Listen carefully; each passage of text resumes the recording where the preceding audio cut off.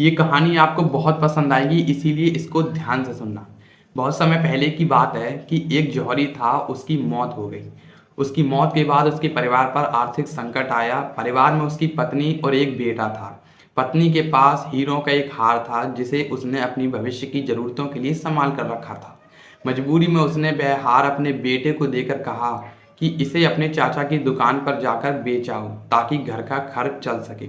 लड़का हार लेकर अपने चाचा की दुकान पर चला गया। चाचा ने हार को ध्यान से देखा और कहा कि मैं इसे नहीं खरीदूंगा क्योंकि अभी बाजार की स्थिति अच्छी नहीं है। उन्होंने लड़के को कुछ पैसे देकर अपनी दुकान पर काम करने का प्रस्ताव दिया। लड़के ने चाचा की बात को मान लिया और उनके साथ काम करने लगा। धीरे धीरे उसने हीरों की पहचान करना, उनकी गुणवत्ता परखना, भेद करना सब समझ लिया।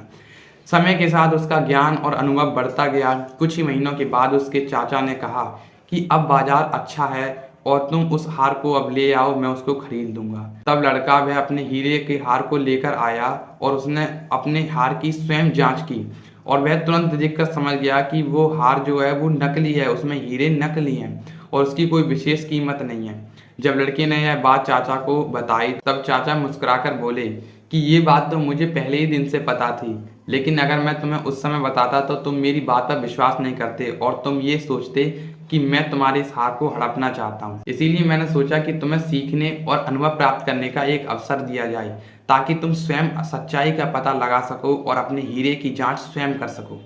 इसीलिए दोस्तों ये कहानी हमें ये बताती है कि जीवन में अनुभव से बड़ा शिक्षक कोई भी नहीं होता है। केवल दूसरों की बात सुनकर निष्कर्ष निकालने के बजाय हमें धैर्य के साथ सीखना चाहिए, निरंतर सीखना चाहिए, क्योंकि सही ज्ञान और अनुभव ही हमें सबसे सही निर्णय लेने की क्षमता प्रदान करते हैं।